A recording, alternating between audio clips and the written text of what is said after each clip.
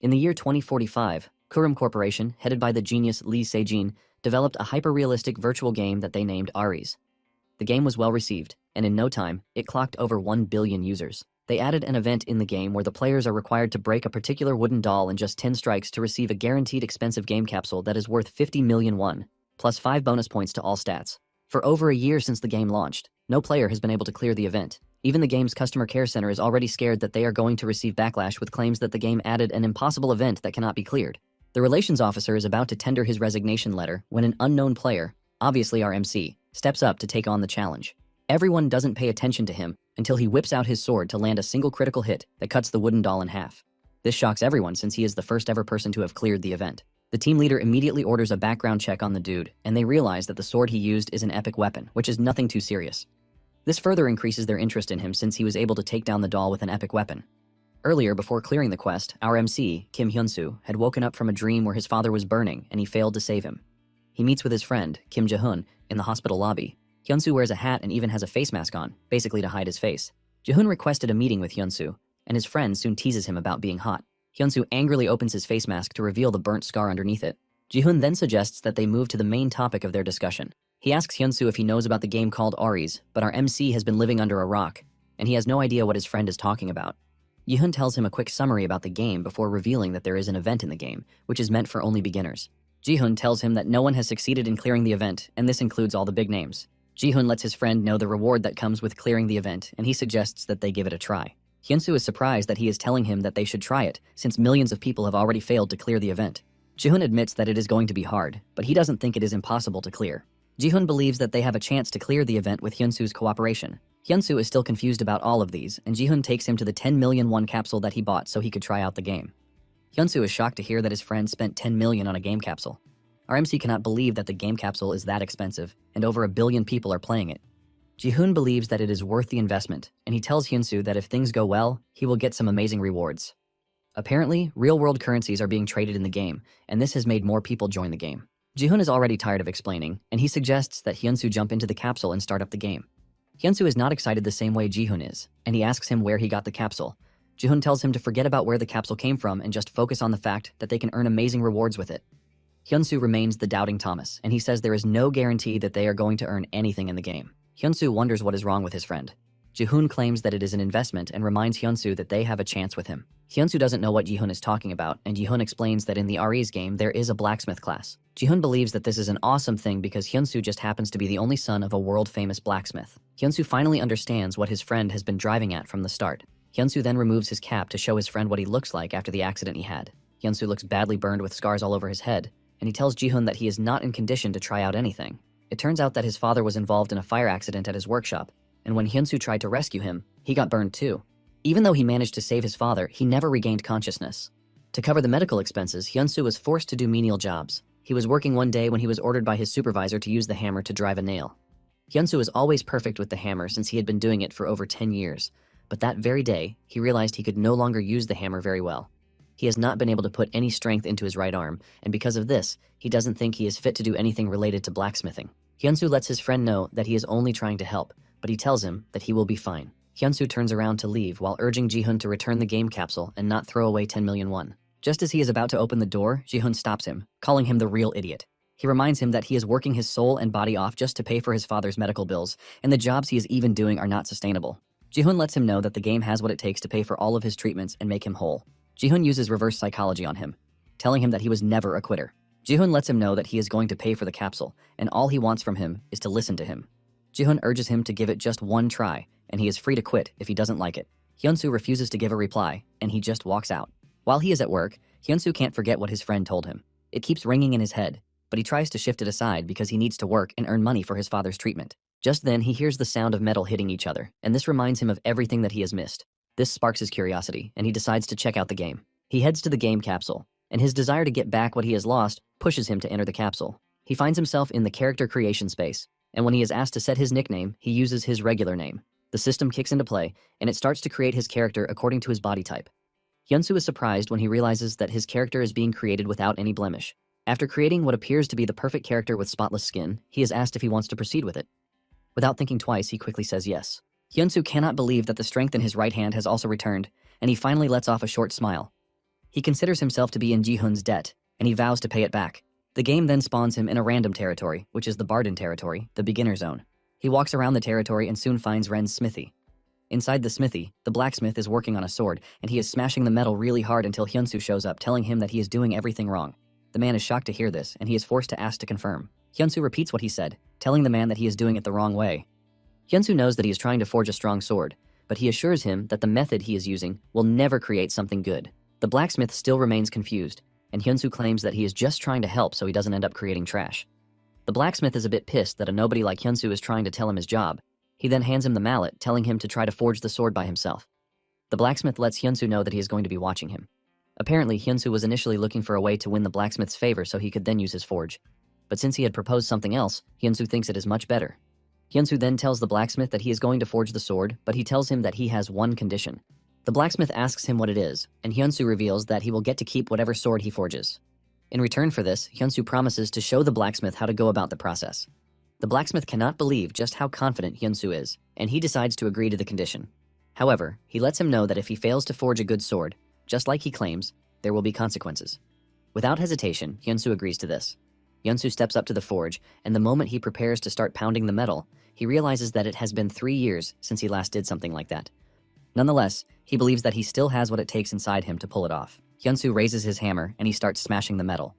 With every strike, his dull senses start coming back to life. Hyunsu feels alive again, which is something he has not felt in a long time. With all the excitement in the world, he continues smashing the metal.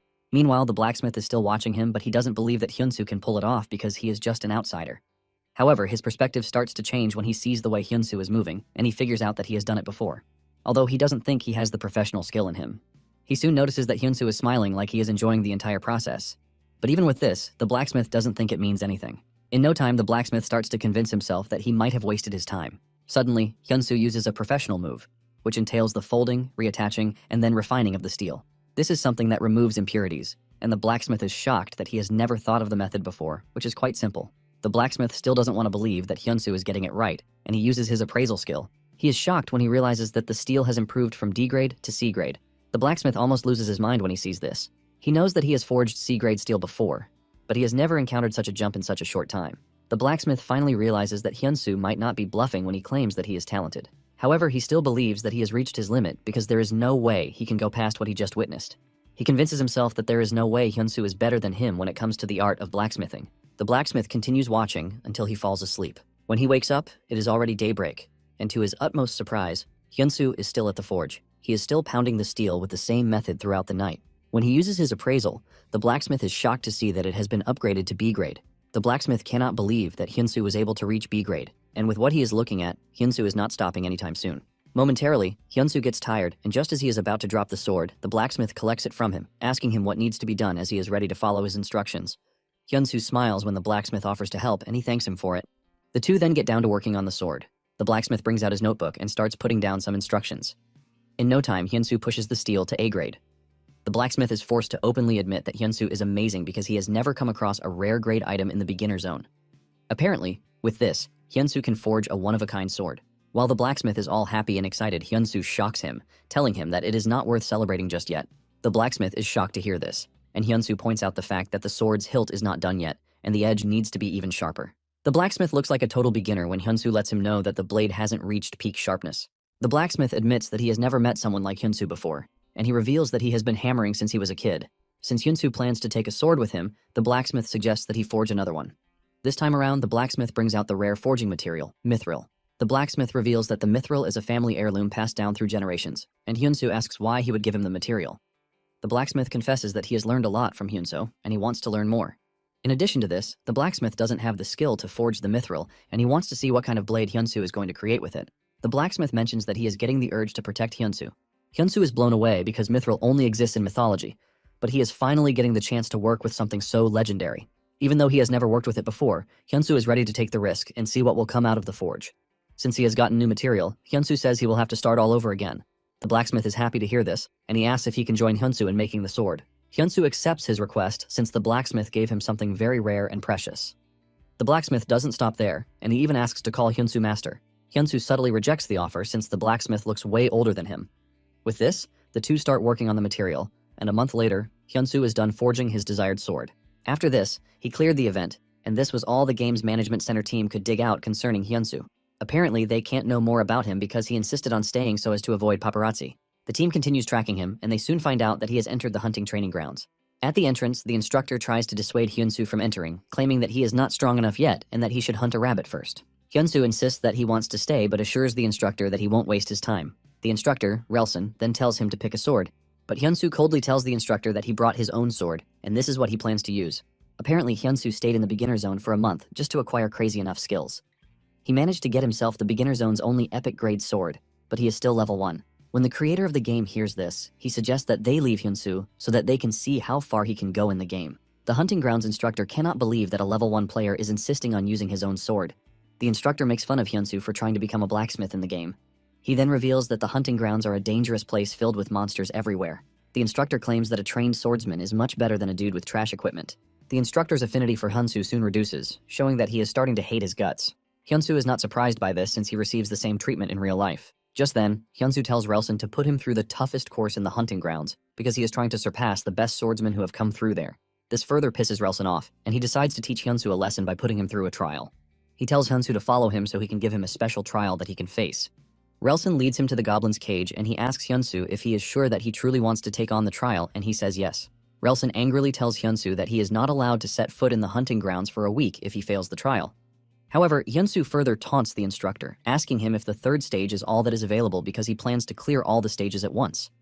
The instructor almost bursts out in anger because of the things that Hyunsu is saying. Without hesitation, he angrily opens the cage to the 4th stage, where a level 15 mad goblin resides. Apparently, only a small number of people usually go past the 3rd stage, and there has not been a single person who has passed the 4th stage. Just then, Hyunsu finds himself going up against terrifying goblins. Hyunsu remains calm as the goblins run at him. He aims his weapon perfectly, while waiting for the annoying goblin that is leaping toward him. With just a single strike, Hyunsu cuts down the goblin with the confidence that there is no weapon in the region that can defeat his sword. He manages to take down one of the swift goblins, but the other one manages to land a critical hit to Hyunsu's tummy.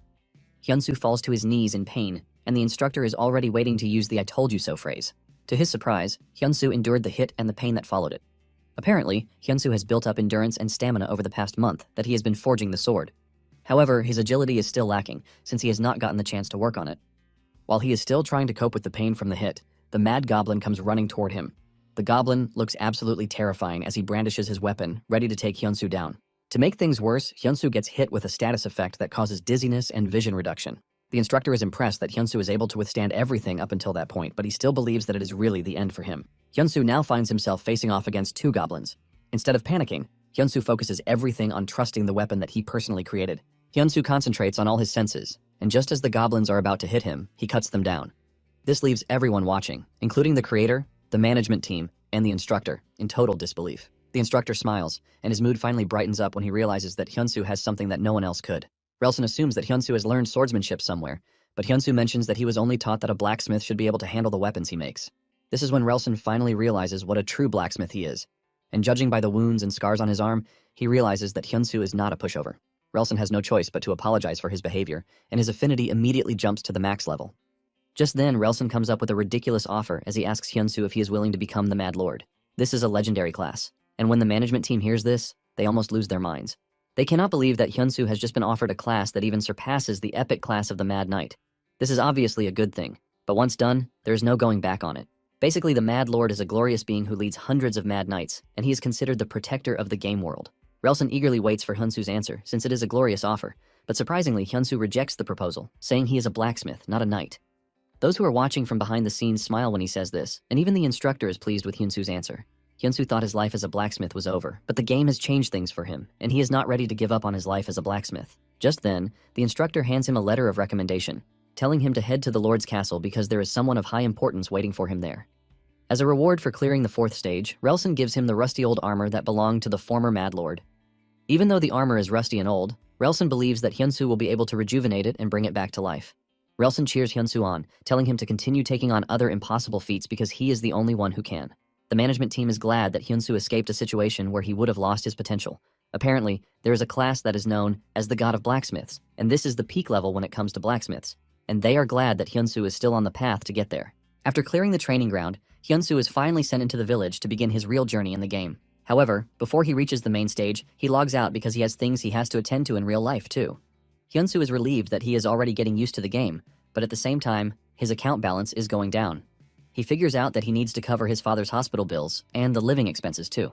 He gets a call from Jihoon, who asks him if he has managed to clear the training ground because he has been so busy with work, which is why he has not logged in for a while. Hyunsu says yes, revealing that he just got a quest and he has also arrived at the territory village. Jihoon is glad to hear this, and he suggests that Hyunsu check out the auction house.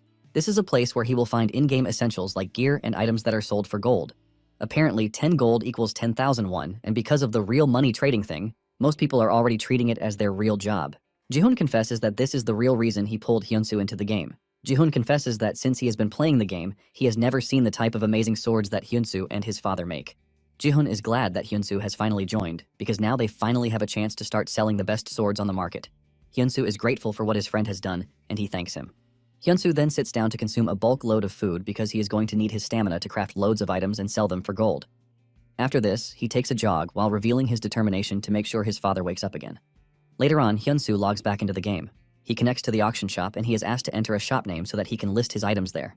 Hyunsu then names it the Hyun's Forge. Hyunsu suddenly finds himself in the sky in a place called the Forge of Power. The system informs him that he now has what it takes to access the auction board anytime and anywhere. Apart from his current sword, the Lightbringer, he only has one test sword that he made at the forge. He checks out other swords that are in the test swords category, and he realizes that they are all selling for at least 70 gold coins. Since he wants to make materials like the sword, and his friend told him not to price it too low, he decides to place the asking price at 100 gold coins. Hyunsu puts the sword on the market and hopes for the best. He calls the sword Hyun's first sword, and players looking to buy a sword soon get a notification about the sword. The players are blown away that Hyunsu made the sword when he had not been given a sword. Because of how impressive the sword is, the bid continues going up. At the Golden Shield Guild, they learn about the sword and the fact that it comes with an enhancement option. The guild's vice master is not initially impressed because he claims that enhancement rates are pretty high when using lower tier materials. He believes that Hyunsu saved costs by using the same level of materials. The vice master admits that Hyunsu is pretty wise to have given the sword a name, which is the first sword. Just then, it dawns on them that their standings will increase if they are the first to buy Hyunsu's sword. Without hesitation, one of the guild members, Blam, makes the move and buys the sword.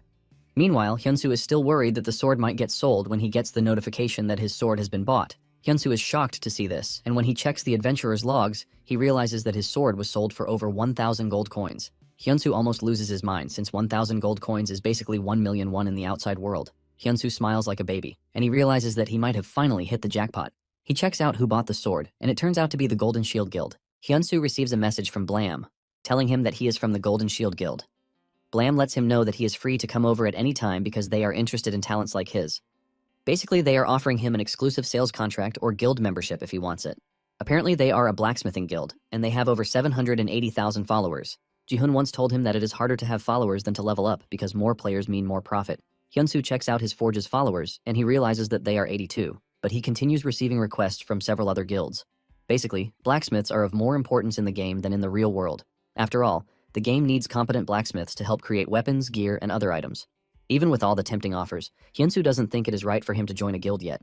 This is because he has not even shown half of his skill yet. And to progress further, he heads to the Lord's Manor. Meanwhile, the Lord Barnes is trying to restore an important item, and one of his subjects tells him that they can only get a capable restorer in the capital. This is because the restorers are a proud bunch and would not want to travel down to Barden. The Lord knows this, but he is not ready to leave his region and travel all the way to the capital. It turns out that the item he is trying to restore is a very important bow left behind by his father. In a shocking revelation, the dude, Bell, speaking to the Lord is a rogue player who is disguised as a blacksmith. He has been trying to gain Barnes' trust for over a week, and it is finally working. Bell tells Barnes that he is willing to help him take the bow to the capital to help restore it to its perfect condition. Just then, Hyunsu enters the room, ultimately ruining his plan by telling Barnes that the bow can be restored in the territory. Barnes is shocked to hear this, and he lets Hyunsu know that the bow is already burnt and badly damaged. Barnes is curious about who Hyunsu is, and he asks his guards. His guards reveal that Hyunsu came with a recommendation letter from Relson. Barnes is shocked to hear that Relson personally recommended someone to him. Barnes immediately becomes interested, and he tells Hyunsu to tell him his experience and ability. Hyunsu replies that he is still a level 1 player, and for his class, he is unemployed. Bell hears this and butts into the conversation, saying Hyunsu is nothing but a piece of trash. He claims that the restoration skill can only be learned by a blacksmith at level 80. Bell screams at Hyunsu, telling him not to meddle in the business that he has already set up. Hyunsu finally speaks, and he tells Bell that he is making a mistake about the type of bow it is. He tells him that it is a horn bow, not a recurve bow. Bell is utterly confused when he hears this, and Hyunsu tells the Lord that he has already gotten the backstory of what happened to the bow. Apparently, the bow was given to Barnes' father by an outsider. and it was something no one had ever seen before. Before Hyunsu can continue, Barnes cuts him short, telling him that he has run out of patience with outsiders lecturing on his family heirloom. Hyunsu finally points out the fact that the bow might have been given to his father by an outsider, but it was crafted in the territory. Hyunsu mentions that he saw a buffalo drawing on the wall while he was entering the hall, and in his world, buffalo horns are special materials. However, he noticed something unusual with the bow. Instead of the usual cow string, a string from a whale is used in the bow. Hyunsu then asks the Lord if he can explain why this is. The Lord says yes, and he reveals that the outsider was his father's friend, and he was also a blacksmith. Apparently, the picture that Hyunsu saw was a depiction of a buffalo migration. It turns out that strings from the buffalo and whale are both rare resources that are found in the territory's swamps and ports. Barnes says the blacksmith made the bow with the rarest materials that the territory can provide. Barnes is impressed that Hyunsu is able to see through what a level 100 blacksmith failed to see through. At this point, Bell is already losing his mind because the Lord is starting to heap praises on Hyunsu. The Lord mentions that he didn't want the heirloom to go to waste and has been looking for someone competent to pass it on to. Because of the way Hyunsu handled the entire thing, the Lord decides to give him the task of restoring the bow. To make things juicy, he is going to receive 500 gold if he is able to restore the bow. Barnes then dismisses Bell, telling him that he will call for him again whenever he needs services. Bell leaves the room, burning with rage and the urge to enact vengeance on Hyunsu for ruining his plan. After Bell is gone, Barnes asks Hyunsu what they must do to restore the bow, and he reveals that they need to find buffalo horns and whale sinew. He adds that oak, mulberry bamboo, and proper tools will be needed. After identifying everything needed, Hyunsu acquires the restoration method for the bow. The system lets him know that the items will be destroyed if the restoration falls below 70%. Hyunsu touches the bow, and the memory of him and his father working on a bow together comes flooding in. Tears drop from his eyes as the sweet memories keep flooding in. Even his game capsule receives a 99.9% sync rate. Hyunsu is glad that he can properly craft, thanks to the skills that his father taught him. Just when he is about to begin the restoration, Barnes himself enters the room, telling Hyunsu that he is willing to assist him. Before they know it, they have been on it the entire day. Barnes can feel the strength in his arm weakening, but Hyunsu, on the other hand, is looking energetic and cheerful as he works on the bow. At some point, Barnes wants to rest, but Hyunsu lets him know that there is no room for this. He reminds him that the reason he started coming to the workshop to help is to personally restore his family's heirloom. Barnes agrees with Hyunsu and reveals that the bow is the only item carrying the memories of his father. Barnes then points out the fact that Hyunsu enjoys working on the bow, and Hyunsu confirms this, saying he has many precious memories about working on a bow. The two continue working on the bow, and before they know it, 20+ days have passed since they started. Alas, they reached the final day, and they were able to completely restore the marksman's horn bow. The system shows the incredible stats of the bow, and it turns out that it has been more refined than the original. With this, a mysterious outsider gave the Lord's family a bow again, and Barnes knows fully well that his father is going to be proud. They take the bow outside, and Hyunsu tells Barnes to test out the bow to see if it feels the same, just like he remembers it. Barnes fires the bow, and it releases so much aura that it destroys the target. Barnes then tells Hyunsu that it doesn't feel the same, and Hyunsu already fears that he means this in a bad way. However, Barnes clears the air with a bright smile, saying the bow feels more superior to what it was before. With this, Hyunsu completes the bow restoration quest with a result that exceeds 100%. Because of this, his intimacy with Barnes reaches the maximum level. Hyunsu heaves a sigh of relief that everything turned out so well. Barnes thanks Hyunsu because he can finally return to his duty. Barnes then mentions that the promised 500 gold coin reward is too small, and because of this, he increases it to 2,000 gold coins. In addition to this, he gives Hyunsu free access to the forge. Hyunsu is blown away when he hears that this is enough money for him in real-life currency. While he is still celebrating, Barnes asks him if he is interested in learning swordsmanship. Barnes reveals that before he became the lord of the land, he was a swordsman, and his sword art is the secret sword art that subdued the endless waves of monsters and brought stability to the territory. Barnes admits that Hyunsu is a worthy and capable blacksmith, but he can also see another great potential in him, which is the talent of a swordsman. He initially read this in Relson's recommendation letter, but he has managed to confirm it from the amazing display of strength that he has shown. Because of this, Barnes is willing to share some of his swordsmanship knowledge with Hyunsu. The system then displays the skill quest for Hyunsu to view. Apparently, the prime sword art is a grade B sword art, and Hyunsu is going to get 80% proficiency after training. Barnes lets Hyunsu know that he is about to go under intensive training, just like he made him do while they were in the workshop. A month after this, Hyunsu has worked on a gakgung, which is for his personal use. In addition, he has also worked on restoring the Mad Monarch's rusted armor. In addition to this, he has been training like crazy alongside Barnes. He managed to clear the prime sword art training, and Barnes asked him if he was finally ready to leave. Hyunsu says yes, while thanking Barnes because he has helped him finish all of his preparations. Barnes then asks him what his next plan is, and he reveals that he is planning on getting a new job. Hyunsu is now donning the restored Shining Mad Lord's armor. Barnes assures him that he is free to stop by any time if he needs help. Hyunsu is pleased with the equipment that he has crafted for himself because they are going to compensate for his low-level stats. To also help with his living expenses, he crafted rare grade bows and put them up for sale on the auction house. This time around, he names the bow, Hyun's second bow. He wonders just how much the bow is going to sell this time. Basically, the bow is made from rare materials, and it might never appear again. The Golden Shield Guildmaster, Rune, soon learns of the bow, and he realizes that Hyunsu has made something unbelievably incredible. This is because Hyunsu was able to craft the incredible bow using low-grade materials. Apparently, there is a saying that the game often bestows upon players a befitting job, skill, or title. They perform in such a way that moves the game's AI Rune, then assumes that Hyunsu holds a legendary blacksmith, just like the #1 blacksmith named Smith. When the final bid finally came in, the bow sold for over 2,000 gold, shocking Hyunsu. He can't believe that people are willing to pay such a ridiculous amount of money for a bow. In addition to this, he has amassed over 3,000 followers. Coming in with the followers are hundreds of guild requests and crafting requests that Hyunsu himself can't even keep up with.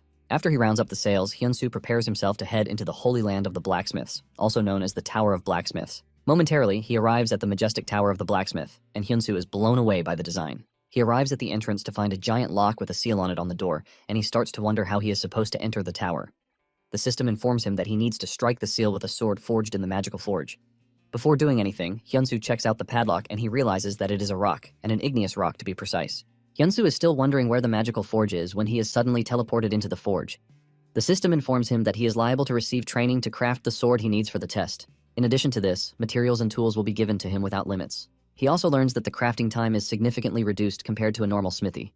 However, whatever sword he crafts in the forge can only be used for the test and nothing else. Hyunsu starts to wonder what the test is all about. He doesn't know if it is about forging skills or something else. Meanwhile, the master of the tower, Dang, is already convinced that no one is really interested in blacksmithing for the love of it again. Dang has given up on seeing people who love blacksmithing for what it really is, and he just grants the blacksmith title to whoever wants it, since the people just want the title for their selfish reasons. Dang is pretty sure that no one will ever be able to slice the sealing stone. Meanwhile, Hyunsu has decided on what sword he is going to craft, and he has picked the Damascus sword. This is a sword that can only be crafted by the highest grade blacksmiths. Since all the materials are available to him, Hyunsu wants to give it a try. He remembers his daddy once telling him that a sword actually has what it takes to cut a sword, and he taught him how to do it back then. Hyunsu is confident that he should be able to clear the mission too. Hyunsu considers himself lucky because everything he needs is right there for him, and even the crafting time has been reduced. Hyunsu smiles in excitement because he is about to work on a sword the way he wants, which is something that has not happened in a while. Dang is sleeping and snoring when he suddenly wakes up to the strange vibration rocking the tower. He is shocked when he realizes that the tower is actually shaking because someone is hammering. Dang doesn't want to believe his eyes until he looks through the window to see that the entrance lock has been cut off easily. Dang immediately heads to the entrance as Hyunsu is entering, and he concludes that the god of blacksmiths has finally appeared. Hyunsu nervously asks Dang if he passed the test. Dang mentions that all they have been doing is measuring ability through the stone, but Hyunsu sliced the stone in half, which means they couldn't get a measurement. Hyunsu hears this and assumes that he is about to undergo a retest. Dang then leads him to a magic circle, and he reveals that it is a summoning circle. Dang picks up a hammer and presents it to Hyunsu, saying it is his. Hyunsu is confused by this, but when he collects the hammer, the system informs him that he has received the Hammer of the Covenant. In addition to receiving the hammer, an SS-grade quest is bound to follow. Dang then pushes Hyunsu into the summoning circle, telling him that there is a true test that he has to take. Momentarily, he finds himself in a strange area, and the details of the quest finally appear.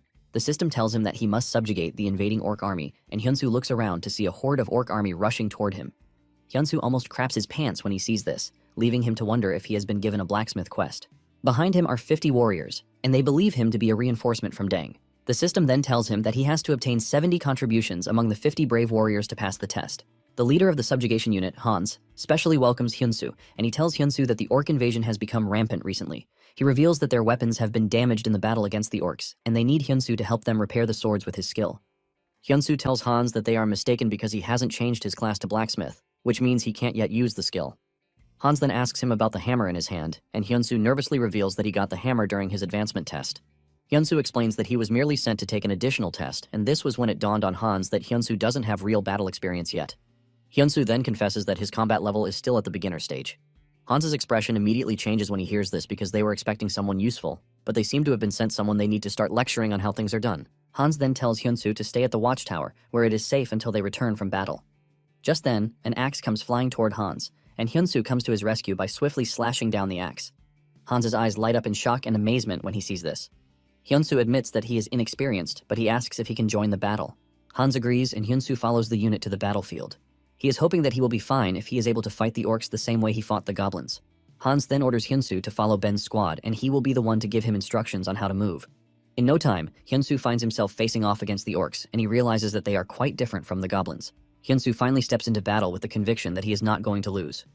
The first orc that comes running at him loses his head faster than he can blink. Just from defeating one orc, Hyunsu gained 86 experience points, and he smiles because the month he spent training alongside Barnes wasn't a waste. Hyunsu also levels up even though he is still jobless, and when Ben sees this, he realizes that Hyunsu is an amazing fellow. However, talking to Hyunsu makes Ben lose concentration, and when Hyunsu notices that Ben is about to be overwhelmed by an orc, he switches from his sword to his bow. Hyunsu fires a pinpoint arrow that heads straight for the orc, and before the orc senses the arrow, it is already too late. The arrow impales him and sends him flying with immense pressure. Hyunsu doesn't stop there as he fires another arrow that smashes an orc's head. Hyunsu levels up again, but Ben is more impressed with the fact that Hyunsu is able to take down a huge orc with just an arrow. Hans screams at Ben, telling him to get out of his zone because the orcs are already converging on Hyunsu's position. Ben realizes that Hyunsu got into trouble because of him. Ben fears that Hyunsu is about to die because of him, but Hyunsu immediately swaps from his bow to his Lightbringer sword. Using the Lightbringer, he activates the Flurry skill that indiscriminately wipes out every enemy within a 10-meter radius. The sword kicks into play, and Hyunsu easily cuts through the orcs that have surrounded him. He also levels up from this, and he managed to reach a 19% contribution. Seeing this, Hans is confident that they are going to be able to win the war as long as they have Hyunsu by their side. Hans then screams out so that his soldiers can hear, and he tells them they finally have a chance to defeat the orc unit, which is something they have never been able to do in the past. As the fight continues, the squad's morale also increases, and Hyunsu already sees himself as a member of the unit. Hyunsu continues fighting, and when he reaches 20% contribution, he realizes that his contribution is progressing a bit slower.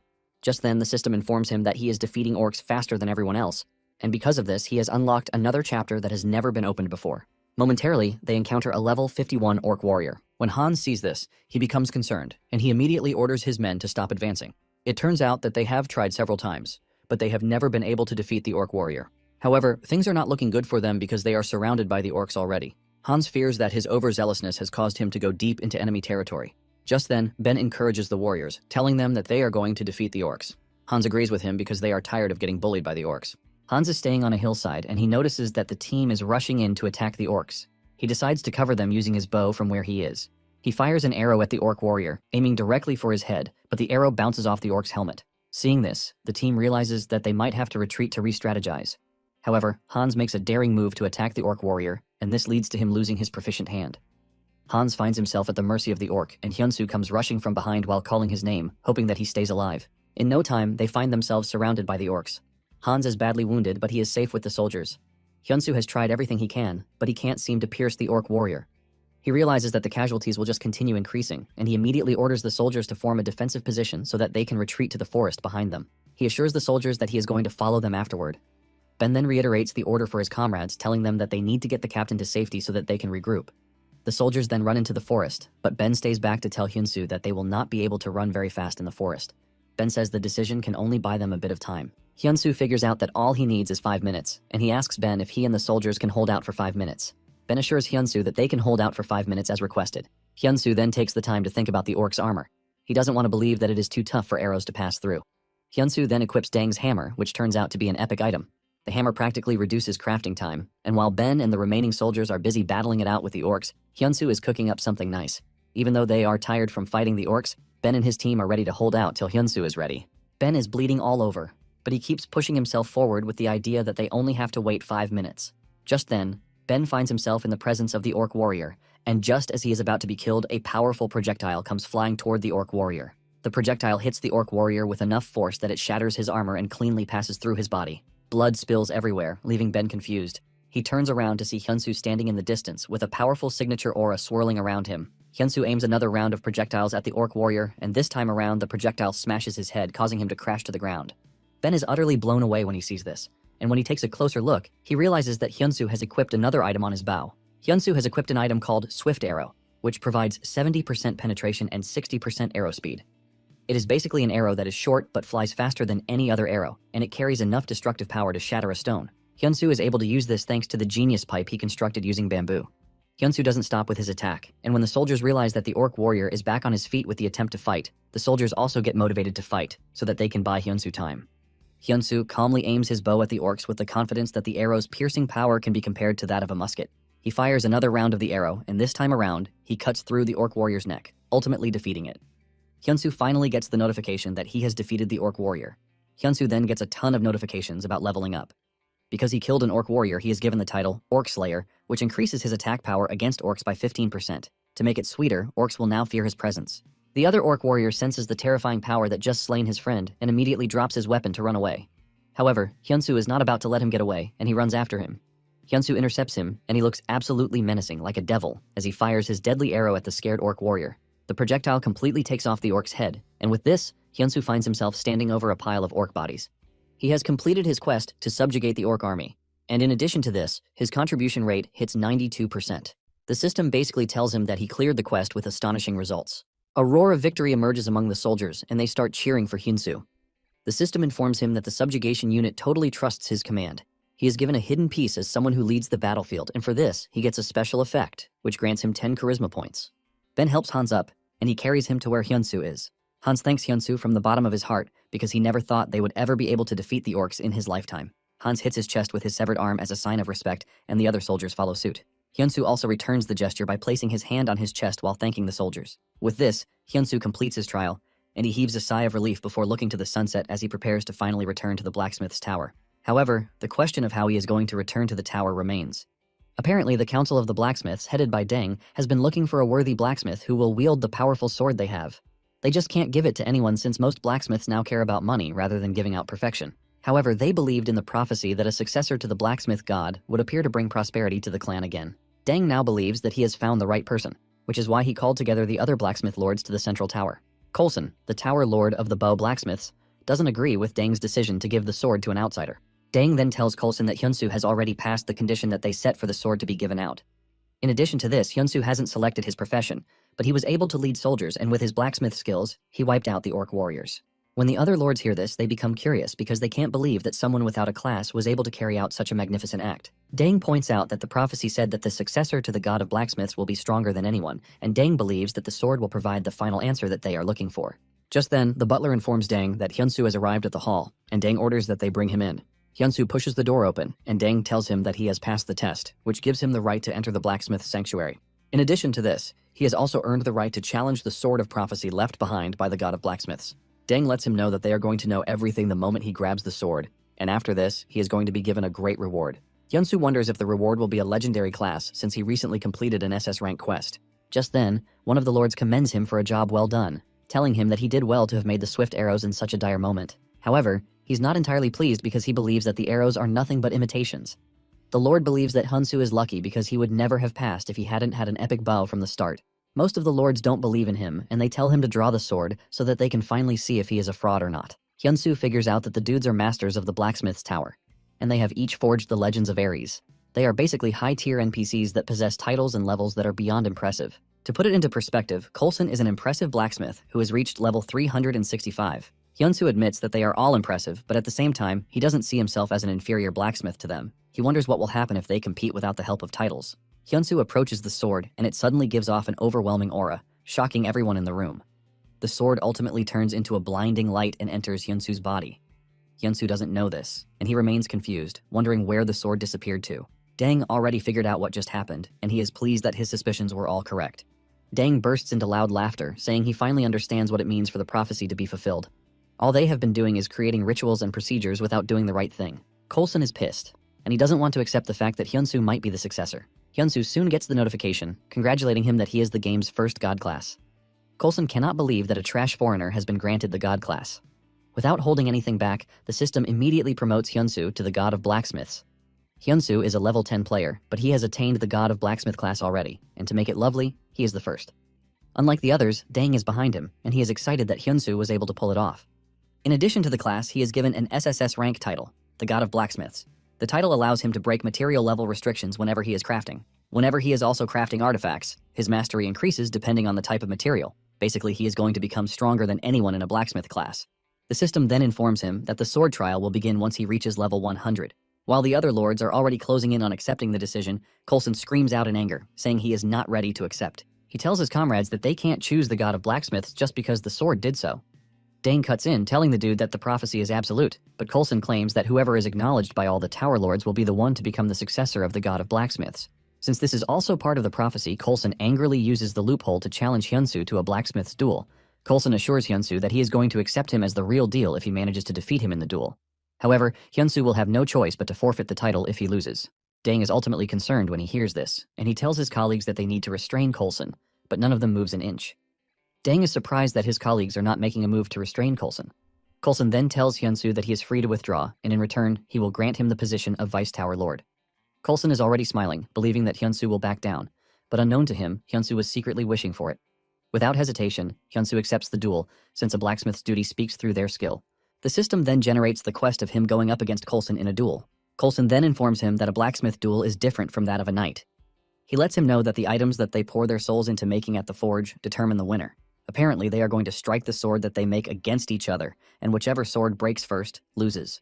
Coulson reveals that there is a high-grade smithy prepared inside the hall. Coulson believes that Hyunsu should be able to forge a sword in one day since he now has the blacksmith skill. Coulson laughs at Hyunsu, saying he will only be able to pull this off if he is truly the god of blacksmiths. With the challenge set, Coulson leaves, promising to see Hyunsu the next day. After Coulson is gone, Dang reveals his worry that Hyunsu accepted the duel without thinking twice. Dang explains that Coulson is an exceptionally skilled blacksmith, even among the Tower Masters. Dang says Hyunsu still needs the time to grow, even though he has acquired the god's skill. Hyunsu reveals that he would have been doomed to lose the duel if he hadn't changed his class. Hyunsu knows that Coulson must have acquired impressive and special abilities since he is a Tower Master. However, his decision to change to God class immediately took away the gap between them. Basically, the difference will now be determined purely by skill. This is because of the new skill he obtained. The new skill is called God's Custom-Made Creation. This is a skill that allows him to make any artifact that he wants. In addition to this, he can then imbue the artifact with whatever effect he wants. The higher the grade of the effect, the more difficult it is to craft. However, the effect value is granted at 100% depending on the crafting technique that is employed.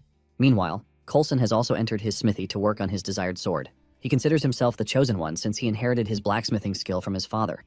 However, he later met a master whose skills were greater than his own, and this is why he stopped forging swords and ultimately became the Tower Master of the Bow Blacksmiths. Coulson was resentful that he met someone greater than him, but he had no choice but to accept the reality of things. However, he can never accept the decision of bringing someone from an unknown origin to become lord over him. Fueled with rage and determination, Coulson pounds the steel he is working on with precision and power. At the same time, Hyunsu is also working on his sword. It is known that the process of imbuing artifacts with abilities and effects is based on the fundamental principle that gaining one thing means losing another. Dang figures out that Hyunsu will have to max out the strength of the sword to get a bit of an advantage in the duel. And to achieve this, Tower Gods usually craft at the highest possible grade. Dang is worried that Hyunsu might not be able to achieve this, since his strength and stats are merely at the rare grade level. However, Dang wonders what is going on inside Hyunsu's head as he crafts his sword. After a long night, the long-awaited hour for the duel finally hits. Coulson and Hyunsu are present in the hall, and the other Tower Lords are also present as witnesses. Coulson laughs at Hyunsu and says he has managed to cook up something overnight, which is why he didn't run away. Coulson smirks at Hyunsu, saying he would like to see if his skill matches one who is worthy of being the successor of a god. All while he is boasting, Hyunsu remains silent. Coulson then pulls out a beautiful sword from his sheath and introduces his sword as the Black Knight. It is a unique sword that boasts 12,000 points to its durability level. It also has a passive skill called the Weapon Breaker. Dang is not surprised when he sees this because Coulson's skills are not to be joked with. Dang is impressed that Coulson was able to create a flawless and unique grade dueling sword overnight. Coulson smiles evilly because he is pretty sure that his colleagues can see the perfection that he has managed to create. This is a sword that he has imbued with his family's tradition and secret techniques. After Hyunsu is tired of Coulson's brags, he finally pulls out his sword. Coulson almost loses his mind when Hyunsu is about to pull out his sword. Even Dang waits in anticipation for Hyunsu to pull out the sword. However, they are all hit with disappointment when they see the sword that Hyunsu made. The sword is nothing more than a rare grade sword that has just 1,000 points of durability. The other Tower Gods are also disappointed, and they have already made up their minds that Coulson was right after all. Coulson smiles evilly because he is confident that he is about to trash Hyunsu and put him in his place. Coulson makes the first move as he rushes toward Hyunsu so he can finish him off once and for all. Hyunsu merely maintains a defensive position to wait for Coulson's attack. Their swords finally clash with a powerful impact, and one of the swords gets cut off cleanly. The lords are stunned when they see that Coulson's sword was the one that broke. Coulson cannot believe his eyes as he looks at his broken sword lying on the ground. He is forced to ask Hyunsu how he was able to do it. Hyunsu then reveals that swords cannot be judged by their grade alone. It turns out that Hyunsu's sword has an active skill that prevents it from being broken unless the durability points reach 0. And with the single strike that they hit each other with, it only removed 100 points from the sword's durability. Upon hearing this, Coulson remembers when his father once told him that the god of blacksmiths will one day come, and he will be one who will reshape the way they think and see things. His father told him that everyone would be given the chance to meet him. Coulson was excited back then to meet the gods of blacksmiths because of his teachings. Hyunsu already knew that breaking Coulson's sword would not be enough to convince the Tower Masters. And this is why he made the decision to create a sword that cuts other swords. When he told Dang about his plan, Dang was skeptical. Hyunsu admits that it is not going to be an easy task, but creating such an artifact comes down to the blacksmith's skill and the sweat that he sheds. Dang finally realizes that Hyunsu is someone who makes bold choices that defy common logic. Coulson is completely broken, and he finally opens his mouth to acknowledge Hyunsu. He asks him if he will ever be able to make a sword that cuts other swords too. Hyunsu smiles as he tells Coulson that there is nothing called impossible. Coulson shed tears as he fell to his knees to greet and pledge his loyalty to Hyunsu. With this, Hyunsu clears the Blacksmith duel quest. After the issue has been sorted, Hyunsu is treated like the important person that he is. The first thing they give him is 500 gold coins, which leaves him in high spirits. Alongside the 500 gold coins, they give him the scroll containing the legendary bow recipe. This is one of the 10 treasures of the Blacksmith's tower. Coulson reveals that he was never able to complete the bow recipe, but he knows that it is the right thing for him to hand it over to someone who is on the path of becoming very powerful. Dang also assures Hyunsu that the lords will devote themselves to the new way of things with Hyunsu's arrival. Since they are all ready to support him, they urge him to stand at the pinnacle of power. After he logs out of the game, Hyunsu meets with his friend, who expresses his surprise that he is getting very good at the game. He believes that all of his suffering at the forge is finally getting paid off. Jihoon then asks him about the perks of being a god class. Hyunsu replies that it is not something noticeable from the start. Hyunsu then reveals that he has to go and pay his father's hospital bill the next day. Apparently, they have added another 10 million won to the medical bills. Jihoon then reveals that he has looked into the new medicine that Hyunsu wanted for his father. With what Jihoon has gathered, the medical cost is 20 million won, and it is also not covered by insurance. Jihoon then adds that Hyunsu's treatments will also cost a ton of money that his new god class might not even be able to cover. Basically, there is a limit to how many artifacts Hyunsu will be able to craft and sell due to his stamina. Jihoon then tells him that he has to level up and get more fame, which means his growth as a god is essentially important. Jihoon advises him to become friends with the most famous people in the game because this is the only way to get much better rewards and rare items of the same grade. Jihoon expects him to use this as a foundation to craft the best artifacts. To help with everything that he has counted, Jihoon assures him that he has a plan to assist him. On the game's group chat, the players talk about the player, named Lord, who recently got promoted to legendary class. The players are blown away when they hear this, and it turns out that Lord achieved this by defeating the Sword King, Barad.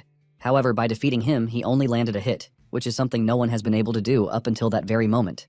This has the players wondering how he did it. The next day, Hyunsu realizes that he is still going to have a hard time paying his father's hospital bills because it is just too much.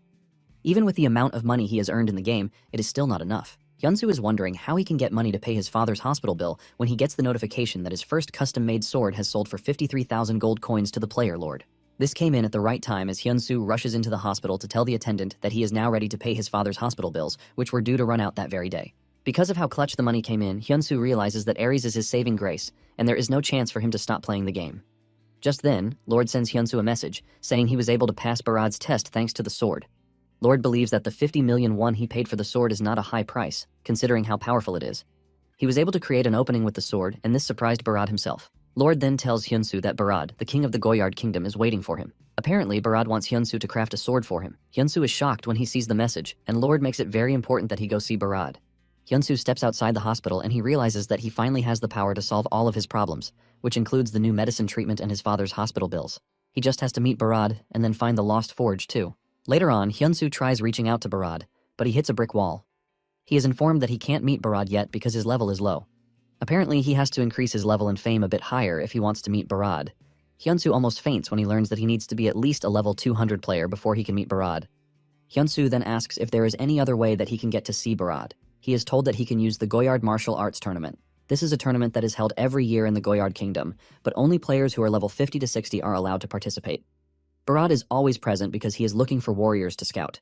This is basically why he holds the tournament every year for outsiders. Jihoon tells Hyunsu that the tournament is about to be held, and the winner of the tournament receives their prize money directly from Barad. This makes it the only way for him to meet Barad with his current trash level. Later on, Dang tells Hyunsu to head to the Castle territory, which is at the border of Prime and Goyard, where war with the undead happens regularly. Dang believes that his skills are going to be needed. According to Dang, the territory is the fastest place if he wants to level up. With this in mind, Hyunsu starts heading to Cassel with the burning determination that he is going to clear the quest no matter how hard it is. Momentarily, he arrives at Castle territory, where he meets the level 26 warrior, Lander. Lander reveals that they have been waiting for reinforcements because the number of invading undead has increased. Hyunsu is surprised to hear this, and he asks if there is a particular reason why this is happening. Lander mentions that the invading undead army is always easy to take on whenever the Holy Bell of Ramus rings in the territory. They have been using this to keep the invading undead at bay until recently. After hearing this, Hyunsu realizes that it is a kind of event system.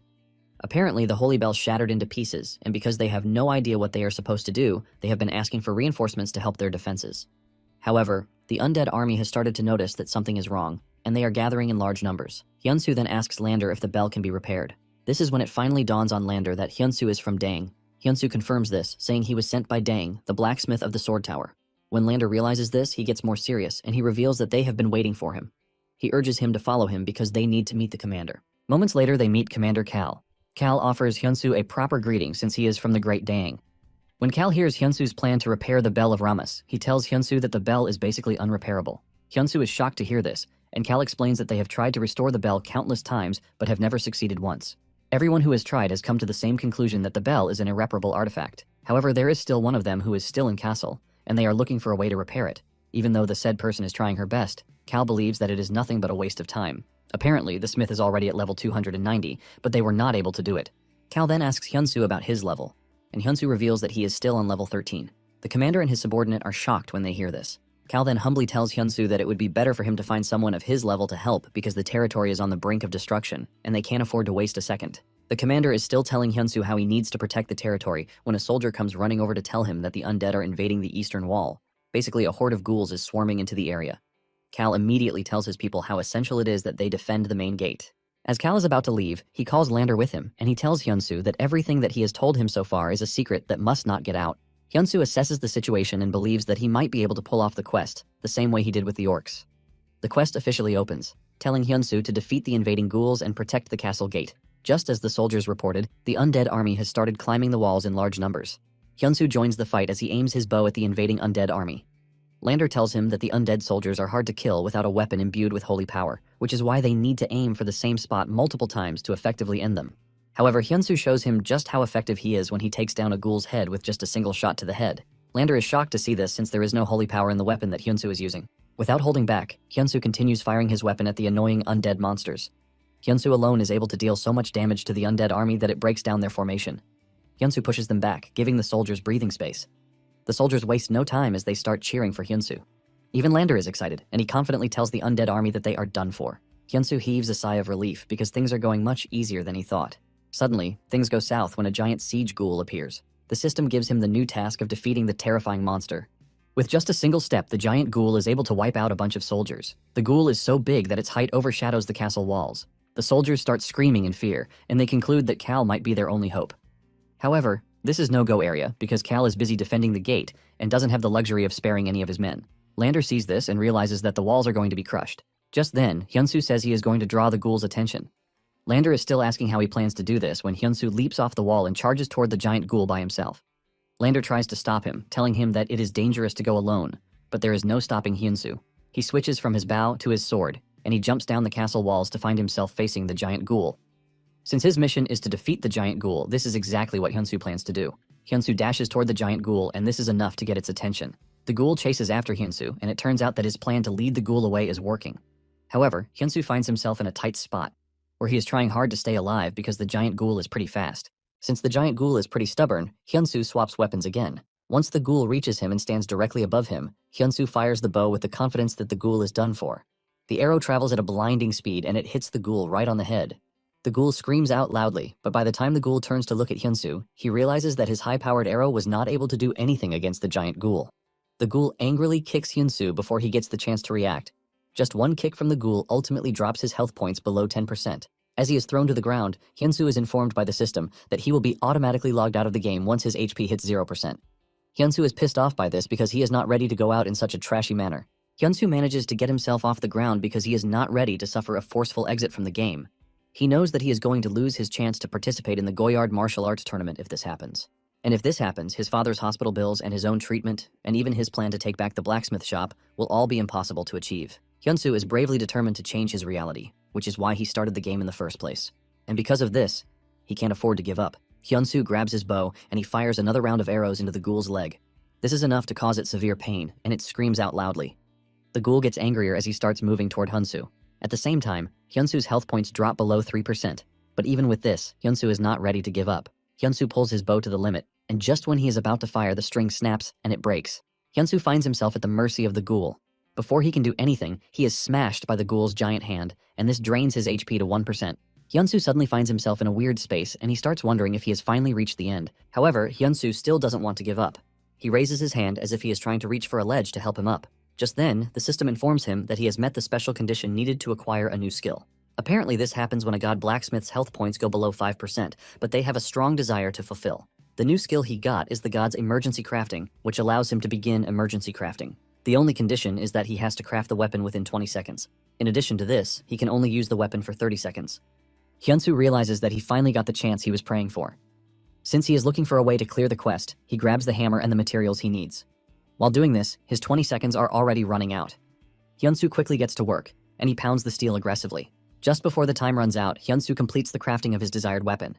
Hyunsu is transported back to the battleground, and he immediately swings his weapon at the giant ghoul.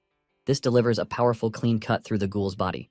Hyunsu lands on his knees after the powerful strike, and the ghoul crashes to the ground. Hyunsu's face lights up in hope and happiness when he realizes that he managed to do the impossible.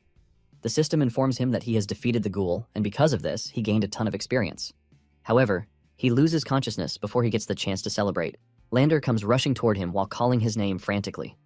The next morning, Hyunsu regains consciousness, and he asks the soldiers how much time has passed since he went out cold. He is also worried about the ghoul, but suddenly, he hears the soldiers screaming and cheering his name. They call him a hero, but Hyunsu remains confused until Cal shows up to tell him that they survived because of him. Cal wants to know how Hyunsu did it, but he finds it hard to explain it to him. He knows that no one would believe him even if he tries to explain it. What he did was to craft a weapon which has divine power in it while they were under attack. Cal then tells him that he has no reason to be modest because he deserves all the attention and love. Basically, ghouls are vulnerable to holy power just like ghosts. This is why Hyunsu forged the Four Seal sword, because it has the power to drive away evil spirits. This is all thanks to his father for telling him when he was younger. Hyunsu is glad everything worked out well. He also likes the skill that he used, but it is sad that it is just a one-time use. Cal then tells Hyunsu that it is time he takes his reward. Cal hands him the pouch of money, which turns out to be 2,000 gold. As usual, Hyunsu is blown away, and he happily accepts the reward. Cal then apologizes for the way he treated him. Hyunsu and the other soldiers are shocked when they see the commander bowing to Hyunsu. Hyunsu quickly tells the commander that there is no need for him to apologize. In return, Hyunsu thanks the man for acknowledging him. The two hold hands, and this brings the spectating soldiers to tears. Because of the interaction between the two, Cal's affinity also shoots up to the maximum level. Cal then makes a formal request of Hyunsu. He begs him to repair the Bell of Ramas. Because Cal felt divine power in the sword that Hyunsu used in defeating the ghoul, Cal is confident that Hyunsu can pull off the repair. Hyunsu lets Cal know that he would have loved to help, but he needs to get to the Goyard Kingdom as fast as possible. This is when Cal reveals something shocking, telling Hyunsu that the Lord has a legendary mineral. Cal lets him know that the Lord might be willing to give him the mineral if it helps fix the bell. This is enough to catch Hyunsu's interest, and Cal leads him to where the broken fragments of the bell are. Hyunsu is shocked when he realizes that the bell is completely shattered, not slightly broken or anything close to it. Cal smiles at him like a good puppy, asking Hyunsu if he will be able to fix the bell. Hyunsu nervously says yes, but deep down, he is worried about the restoration process. Just then, a lady appears behind them, telling Hyunsu that the bell cannot be repaired because even she, a level 290, could not pull it off. The lady stands in front of Hyunsu with a deadly stare, and she concludes that Hyunsu is nothing but a fraud. Earlier, a woman named Belle, the team leader, announced she was leaving the guild. The master of the Golden Shield Guild, Rune, asked her in shock why she was suddenly resigning and whether she didn't care about everything she had built so far. She replied that she was tired now. Rune tried to persuade her to stay, saying that if she could bring in the blacksmith Hyun this time, things would get better. But she angrily retorted that this was exactly the problem, asking him how they could offer 500 million a year to a random player. Rune argued that the blacksmith Hyun had sold his first crafted sword for 50 million won, and that, if they could recruit him, the guild would rise quickly. Belle reminded Rune that the blacksmith they had brought in before was just an external source, and the one who came after took the deposit and ran. She added that another blacksmith won the lottery and disappeared, and continued to list the failures. Belle asked him to stop, explaining how difficult it was to clean up all this mess, and insisted that he not try to stop her. Rune reluctantly agreed to her decision, but assured her that he would always keep a place for her if she decided to return. At the castle. Belle arrived to find the village in ruins and wondered in shock how a village like this could disappear. She thought that this was the place that had shown her the people here were not just non-player characters, but real people like her. Belle believed that if they could just fix Rama's bell, perhaps they could stop all this destruction. She decided she needed to go and check the bell again.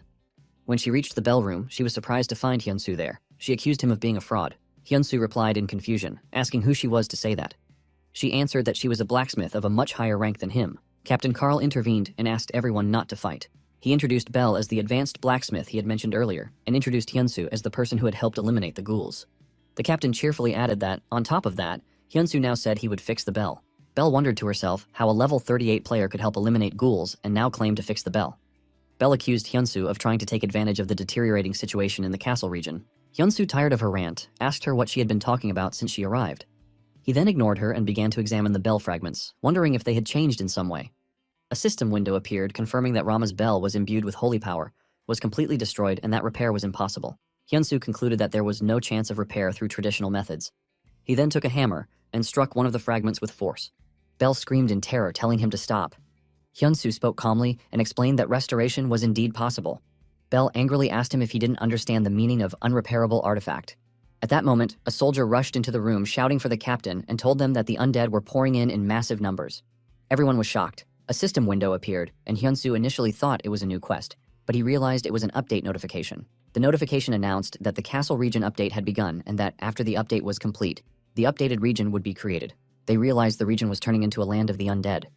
Bell believed this was the end, but Hyunsu corrected her, saying that if they made the bell, they could stop it. Bell described his words as impossible, but Hyunsu insisted it was possible. He then turned to Bell and asked her directly if she wasn't the one who wanted to protect it. Bell admitted that Hyunsu was right but wondered how to do it. Hyunsu asked her to follow him, adding the shards of Rama's bell to his inventory. Hyunsu enthusiastically declared that they would protect this place together. Captain Carl told Hyunsu that he was counting on him to repair the bell and that he would hold them off for as long as possible. Hyunsu told him to leave it to him. The captain raised his sword and shouted to his men not to lose hope, declaring that they would fight until the end. He urged them to hold on a little longer, insisting that they must protect Cassel. In the blacksmith's workshop, Bell asked Hyunsu what he was going to do. Hyunsu explained that when he shattered the shard earlier, the holy power had not disappeared, which meant the power was within the material itself. He planned to melt it down and forge a new bell, believing that if the bell was complete, the holy power would be stronger. Bell commented that she had never seen a skill like this before, and Hyunsu replied that a skill was not always needed to fix something. The smelting process began, and Bell wondered in amazement if he really intended to do this by hand in this day and age. Hyunsu asked her why she wasn't helping, explaining that he could not do it alone. Meanwhile, in the game developer's offices, the developer watched the countdown for the Cassel region update with less than an hour remaining. He declared in despair that they were in trouble and that the update was about to go to waste. A colleague asked him why he was grumbling on update day, and Kim Tae-suk told him to look at the screen. The colleague wondered if it was about that blacksmith player. He asserted that a player couldn't fix it, but their female colleague clarified that Hyunsu was no ordinary player. The fateful day of the castle region update arrived, and the battle intensified. Carl shouted orders to stop the undead and prevent them from entering. They fought with all their might, panting from exhaustion. The soldiers suffered brutal attacks and one fell to a huge monster, but Carl intervened and killed the beast. Captain Carl rushed to check on him and shouted to his men to hold on a little longer. He urged them to protect Cassel, the place where they had been born and raised all their lives. In the midst of the fight, Captain Carl's sword began to crack. He wondered in despair why this was happening now. As his sword hit shatters, the monster lunged at him, and the captain was completely surprised. He cursed the situation, believing that everything would end like this. Suddenly, a powerful ringing sound echoed across the battlefield. The undead clutched their heads and screamed in pain. They burst into flames and fell one by one as the mysterious sound of the bell continued to spread. The bell's echo resonated throughout the region, and the defending forces looked joyfully toward the source of the sound. Captain Carl exclaimed happily that Rama's bell had been repaired. In the developer offices, one of the developers spat out his drink in shock, unable to believe what he was seeing. Apparently, Hyunsu successfully created a new bell. In the office, a developer shouts, asking what is happening and whether the update has really failed. Kim Tae-suk explains that Hyunsu has not slept for a moment since the update countdown began a full week ago. It is revealed that 5 days earlier, Hyunsu went straight to the blacksmith's workshop in the Cassel region, gathered the city's workforce, and began repairing Rama's bell. He explained that they must melt everything down to its basic materials, or more accurately, extract the divine power from them. While Hyunsu was drawing the blueprints, he left Bell in charge of managing the workers and supplying the battlefield. After that, Hyunsu began the custom god crafting process. He planned to use his skill to maximize the bell's power against the undead and evil forces, and to add a skill that could inflict direct damage. With the shared will to protect the Cassel region, everyone worked toward a single goal. While the workers were determined to do whatever it took to protect their homeland, they believed this would imbue the bell with even greater divine power. On the final day, Bell wakes up suddenly, wondering when she fell asleep. She sees the completed bell in awe, and couldn't believe that Hyunsu worked on it for days without a break. A system window appears before her, announcing that her apprentice title is glowing. She has witnessed a crafting process performed by a master craftsman blacksmith, which increased her advanced blacksmithing mastery efficiency by 22%. She wonders in shock if this young man is truly a master craftsman. Hyunsu tells her that the noise must have been very loud, but she slept soundly. Bell protests, saying she wasn't unconscious for that long. Hyunsu reassures her that they are in the final stages and asks her to wait. Bell suddenly asks him if he is Hyun, the blacksmith. Hyunsu confirms his identity, then places his hand on the newly completed bell, which glows with immense power and is imprinted with his special symbol. Bell looks at the completed bell with admiration, saying that calling it beautiful doesn't do it justice. It is a magnificent masterpiece. A system window appears, explaining that this is Hyunsu's second custom creation in progress, unique with infinite durability. It is a reconstructed artifact that was once irreparable. Belle wonders if this is the reason for its power, admitting she has never seen anyone succeed at something like this before. Suddenly, Belle grabs Hyunsu's hands tightly and eagerly asks him to be with her from now on. Hyunsu asks her in confusion what she means, wondering if it's a love confession, which Belle denies in embarrassment. The scene returns to the decisive day of the battle, where Hyunsu strikes the newly completed Belle. Waves of holy energy emanate from it, annihilating the hordes of undead who scream in agony as they burn. The soldiers gasp as they watch the horrific scene. A system message confirms that Hyunsu has created a new Belle and eradicated the undead, and that he can now prevent the update and create a new story. Hyunsu shouts triumphantly that they did it, thanking God he wasn't too late, but he immediately collapses, overcome by a state of extreme exhaustion that leaves him stunned. Belle rushes to him, anxiously asking if he is okay, while a system message announces the completion of the Repair Rama's Belle quest. Another message indicates that the rewards have been changed. Meanwhile, the news spreads quickly throughout the Ares player community. Someone asks if others know the Blacksmith Hyun and posts a topic titled, "The Reason the Kassel Region Update Failed," along with pictures of the tower before and after the Belle's repair. Players recognize the name Hyun from Hyunsu's first custom sword, and are stunned that he repaired Rama's Belle. As a result, huge numbers of players start following Hyunsu's workshop. Hyunsu wakes up in his bed to the sound of continuous notifications, wondering about all the noise. He sees that his workshop's follower count has jumped to 100k and is amazed, wondering how this is possible. Hyunsu smiles, realizing it was a good thing he engraved his name, Hyun, on the bell, as now everyone who visits the Kassel region will see it. Someone knocks on the door and asks for permission to enter. Captain Carl enters enthusiastically, announcing that their region's savior has awakened. He tells Hyunsu that he has come with the Lord's approval to give him his reward for making the bell, 330,000 gold pieces. Hyunsu is stunned by the amount, which is equivalent to 330 million won. The captain adds that the savior deserves a reward of this caliber and presents him with a box as a gift from the Lord himself. Hyunsu opens it to find the legendary mineral orichalcum. Hyunsu thanks the captain. Captain Carl insists that they are the ones who should be thanking him, explaining that, unlike other outsiders, Hyunsu did not abandon their region and instead protected them. The captain expresses his sincere gratitude. Hyunsu feels the captain's sincerity and thinks that he only did what had to be done, realizing that the despair of the people in Ares is no different from the despair in reality. Hyunsu then takes his leave of the captain, explaining that he needs to return to where he used to live for a while, and the captain immediately agrees. Hyunsu decides it's time to reclaim his workshop and logs out of the game. The captain and his colleague look at the spot where Hyunsu disappeared, commenting that outsiders are a strange group. The next day in Gongju, Hyunsu meets with the real estate investor Kang Hyuk-soo. Kang looks at his phone, which displays a message stating that Mr. Hyunsu has deposited 330 million won. Kang tells Hyunsu that he really did it and is really impressed. A year ago, Hyunsu sits with Kang, who is reviewing the property papers. Kang tells him that the total amount comes to 330 million. Kang mentions that he heard about the big fire and reassures Hyunsu that the amount should be more than enough for the hospital bills, urging him to keep his head up. As Kang prepares to leave, Hyunsu asks in a hesitant voice if he could buy back the workshop. Kang asks for clarification on what Hyunsu just said. Hyunsu repeats his question, explaining that if he could somehow raise the money, would Kang sell the workshop back to him? Kang advises him that buying a burned-down workshop would just be a waste of money, and that he would be better off buying a new one if he needed it. Hyunsu insists that it must be their workshop, as the place is filled with memories of his father. Kang thinks it over and then decides to grant Hyunsu a grace period of exactly 1 year. However, he warns him that the second the year is up, he will sell the property to the first buyer. Hyunsu thanks him warmly, while Kang tells him he will be waiting for his call. Back in the present, Hyunsu admits that although he was the one who made the offer, in his heart he knew he was asking for the impossible. Hyunsu explains that the 1 year period was just a rough estimate, and that the opportunity to sell such a property could have ended at any time, but Kang had already kept his promise. Hyunsu asks why Kang was so kind to him. Kang replies that he was the first person ever to ask to buy back a property after selling it. He adds that he just wanted to encourage someone like him. Hyunsu thanks Kang again, and thinks to himself that thanks to him, he didn't have to give up the workshop and that he needs to give him something in return. Hyunsu asks him if he is familiar with a game called Ares. Kang laughs and replies that of course he knows it. Who hasn't heard of it these days? Hyunsu reveals that he is actually a blacksmith in Ares. Kang comments that this is the perfect job for him. Hyunsu offers to make him an artifact as a gift.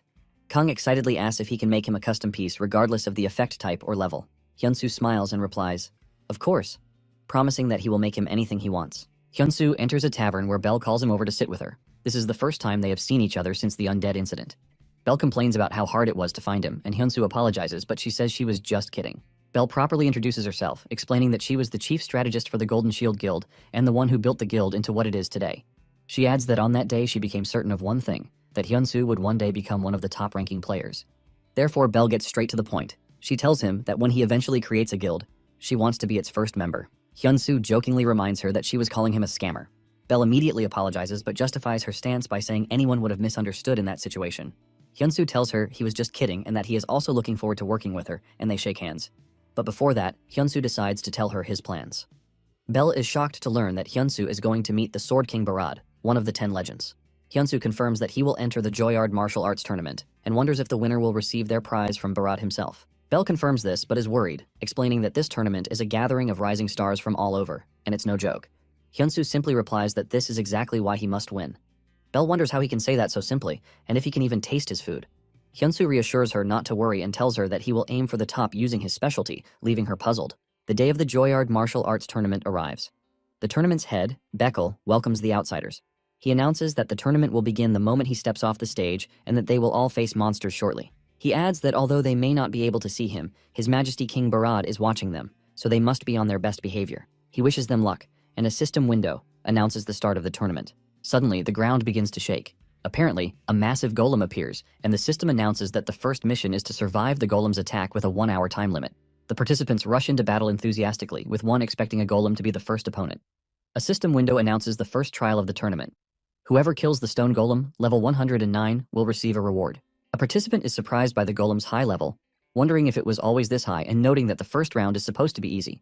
Another participant recklessly charges, declaring, "First come, first served," but is immediately crushed by the golem, resulting in a forced logout. The other participants scream in terror and try to dodge the attacks, but they fall one by one and are logged out as well. The participants realize this situation is completely different from the information they had and wonder how they are supposed to defeat this thing. Hyunsu stands observing the situation, while the other players curse their bad luck, realizing they've been deceived. Elsewhere, the tournament head, Beckel, realizes the tournament has turned into a complete disaster. A stone golem from the high-level tournament has been mixed in by mistake. Beckel fears that at this rate, all tournament participants will be eliminated and decides he must see His Majesty immediately. Beckel rushes into the king's chamber, calling for King Barad, and insists they must stop the tournament now. But King Barad calmly rejects his request. This makes Beckel confused. The king asks if he still doesn't understand the situation. The king tells him to look closely at that warrior. In the arena, Hyunsu fires a glowing arrow that hits the stone golem. It is revealed that this is Hyunsu's third custom creation, the Orichalcum Fletching Arrow, a special arrow with the ability to return to the user after being fired. The other players are amazed, wondering how an arrow can return like a boomerang. Hyunsu thinks that this arrow is the reward he received from the Cassel region, and that it's incredible that it's made of the legendary Orichalcum, performing as well as expected. Hyunsu fires the arrow again, hitting the golem. As it returns, the arrow nearly strikes another player, who yells at Hyunsu to be careful unless he's trying to kill him. Hyunsu immediately apologizes.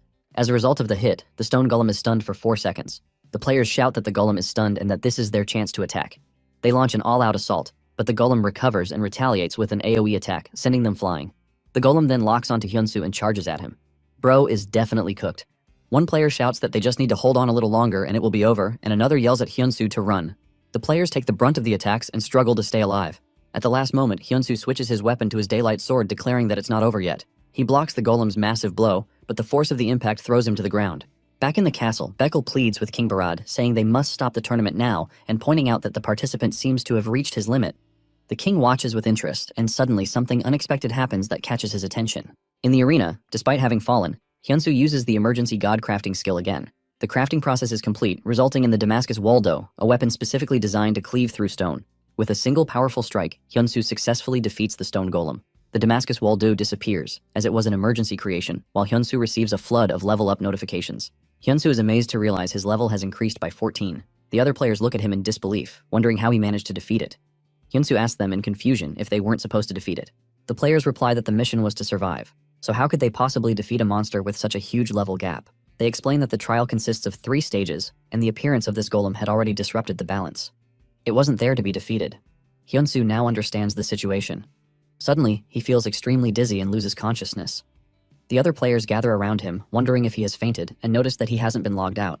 They begin discussing how many weapons he used, at first thinking he was multi-skilled, but now realizing he is a weapon master. They wish they had just one of his amazing weapons. At that moment, Beckel announces to all participants that due to an error on the organizer's part, the martial arts tournament will be suspended and orders everyone to leave. News of Hyunsu's achievement spreads rapidly online, with thousands watching a live stream of him unconscious in the arena. Viewers wonder how he managed to defeat the stone golem alone and ask for information about his bow and arrow. Someone notices that Hyunsu has dropped his arrow, and upon zooming in, they see the name Hyun engraved on it. The viewers immediately connect him to the Hyun who created the unrepairable bell in the Cassel region. They are stunned, marveling at how a blacksmith could be so powerful and at the superiority of his equipment. In the offices of the Beholder Company, the customer service team faces a flood of inquiries about why the tournament was suspended. The staff cannot provide clear answers, merely stating that it was a decision made by Ares' free will or that it relates to an internal issue in the Kingdom of Joyard, apologizing to the customers repeatedly. In the development department, a colleague tells her team leader that there is a big problem. He replies that he is busy. She informs him that the Joyard martial arts tournament has been suspended, and he answers nonchalantly that they knew this would happen. The colleague shouts that it was not the problem. The problem was that King Barad had summoned the user Hyunsu. The team leader is shocked, wondering how they could meet so quickly when the tournament arrangements still require time. The colleague confirms that Hyunsu is already on his way to the reception hall. The team leader realizes he is in trouble and that he will be working all night again. He comments that this user defies all logic and that his actions are unpredictable. He wonders what will happen if Hyunsu succeeds in Barad's request and their affinity reaches its maximum. He concludes that in that case, Hyunsu will master the art of the Sword King's swordsmanship and become the strongest blacksmith ever. The developer team leader adds that it won't be easy, as the decision rests on Barad's free will. His colleague expresses a feeling that Hyunsu will succeed, which worries the team leader, who asks her not to say such ominous things. The next day in the game, Hyunsu is escorted to the throne room, thinking that he will meet Barad sooner than expected. Hyunsu kneels before King Barad, who addresses him as stranger. Barad explains that normally the prize would have been presented in front of everyone, but he asks for his understanding in simplifying matters due to the unexpected incident. He adds that everyone will acknowledge his remarkable performance as a weapon master yesterday. The king offers Hyunsu a monetary prize of 13,000 gold pieces, but Hyunsu suddenly stands and interrupts the king, saying he heard that he's looking for him. The king's guards are enraged by his insolence, believing that such arrogance cannot be tolerated, no matter how rare the warrior, and wonder how he dares to speak while his majesty has not finished. Hyunsu calmly replies, announcing that he is Hyun, the blacksmith. This makes the guards angry, and they prepare to remove him immediately. But King Barad orders them to stop, confirming that Hyunsu is the guest he has been waiting for. Hyunsu formally greets his majesty, King Barad. Barad, one of Ares' 10 legends, tells him that he has taken his time. Hyunsu replies that the road here was rough. Barad asks if he knows why he was summoned. Hyunsu guesses that it is to commission him to forge a sword, which the king confirms. Barad explains that even the best blacksmith in the kingdom, and even Day, the master of the sword tower, have failed at this task. For this reason, he wants to know what makes Hyunsu trustworthy. Under immense pressure, Hyunsu replies that he has only one thing. He has come all this way believing in nothing but his own skill. King Barad laughs loudly. Impressed by the stranger's boldness, the king decides to bet on Hyunsu's confidence and orders his men to bring what he has prepared. A glowing chest is presented before Hyunsu. The chest contains 100-year-old cold iron, a special ore that has absorbed cold for 100 years and possesses fire resistance and ice properties. Hyunsu looks at the metal in amazement, thinking it seems like something straight out of a martial arts novel. Barad specifies his request. He wants a sword of epic grade or higher that emanates frost. He promises that if he is satisfied, he will grant Hyunsu anything he desires. But he warns him that if he is disappointed, Hyunsu will never set foot in the kingdom of Joyard again. A quest window appears, titled The King's Commission, which requires the king's acknowledgement. The reward is the fulfillment of one request from Barad, and the penalty for failure is expulsion from the kingdom of Joyard. Hyunsu accepts the quest, promising that he will not disappoint the king and that he will surely succeed. Later in the blacksmith's workshop, Hyunsu feels his neck burn from the intensity of the gaze directed at him. He turns to see a woman watching him. It is Bella, the vice captain of the Knights of the Kingdom of Joyard, and her level is 301. Hyunsu thinks to himself that even though he is a stranger, placing a guard on him so blatantly feels excessive, but he retracts the thought, considering it natural that they would not trust him easily. Bella tells him to pretend she is not there and to focus on his work. Hyunsu asks her with a sarcastic smile if his staring is that obvious, and she replies yes. Bella thinks to herself, wondering who this young man thinks he is. She remembers that His Highness has pinned his last chance on him and vows that he had better not fail. Hyunsu feels the immense pressure she is putting on him. Suddenly, a doorbell rings in the game, puzzling Hyunsu. He apologizes to Bella, explaining that something must have happened in his real world, and asks if she minds if he steps out for a moment. Hyunsu wakes up in his capsule in the real world and goes to open the door. He is surprised to see the landlady. Hyunsu asks her the reason for her visit. The lady tells him that she has decided to sell the house, explaining that her husband has recently become unemployed and they need to sort things out. She apologizes to him. Hyunsu tells her not to apologize, feeling that he is the one who should be sorry for renting the place for cheaper than the market rate and for being late with the rent several times. He asks her when he needs to leave, and she tells him that she will need him to vacate within 2 weeks. The lady feels ashamed before him, but he asks her not to say that, assuring her that he has lived well here and bowing to her respectfully. After she leaves, Hyunsu repeats the deadline to himself. 2 weeks.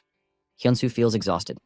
He thinks that although he earned a good amount of money in Ares, his father's hospital bills cost tens of millions, and buying back the burnt workshop cost him 330 million. Moreover, he hasn't even started his own burn treatments. He wonders in despair where he is supposed to go now. At that moment, his phone rings. The caller is Kim Hyoan. When he answers, Belle asks him what he is doing and tells him she has a good idea about the quest, which is why she called. Hyunsu asks her to call him back later, explaining that his head is a bit preoccupied right now. Belle asks if something is wrong. Hyunsu tells her that Barad's quest is important, but he suddenly has to move out of his house in 2 weeks. Belle angrily reminds him how important this quest is. She tells him that she expects two main outcomes from it. Belle explains that right now people are arguing about whether the champion of the Joyard martial arts tournament and the blacksmith Hyun are the same person. She suggests he not clarify it yet, because when he reveals his path later, it will cause an uproar. She adds that he received a commission to forge a sword from Barad, one of the most influential NPCs in Ares. She asks him to just imagine Barad revealing a new sword engraved with the name Hyun. That, she says, is the moment his value will skyrocket, which is why she said she would stand by him. Hyunsu thanks her, saying she has brought him back to his senses and promises he will do his best. Hyunsu returns to the game to find Bella shouting at him angrily. Bella yells at Hyunsu, asking why he is only now returning, and he asks in confusion what happened. Bella tells him that His Royal Highness Barad has been trapped in the dragon's nest. Hyunsu asks in shock where King Barad is trapped. Hyunsu asked for the exact location of the dragon's nest. Bella, incredulous, questioned how he could be surprised when he didn't even know where it was. Hyunsu replied that he thought he should at least act surprised. Time pressing, Bella began to explain. She clarified that the dragon's nest referred generally to the fire-type monster region. Among those areas, the Ifrit dungeon stood out, a place from which no one had ever returned alive save for His Majesty, King Barad. Hyunsu questioned why the king would enter a dungeon he had already visited, especially without the weapon he had commissioned. Bella explained that His Majesty's target of revenge was within that dungeon. The words target of revenge caught Hyunsu off guard. At that moment, the scene shifted to the flame nest. King Barad stood before the blazing dungeon gate, wounded and weary. He understood that crossing the threshold would trigger the beginning of everything. Even his current sword, he believed, would not be enough. Relieved that his men had escaped safely, Barad reflected on the 3 days it would take for reinforcements to arrive. A bitter smile formed as he admitted to himself that perhaps he should have waited for the stranger to complete the sword. A memory surfaced, one steeped in grief. He remembered his son, Ban, who would have been about the same age as Hyunsu. The memory of Ban's final moments replayed in painful clarity. Ban had died in his arms, calling out for his father. Barad had demanded to know why Ban had come without telling him.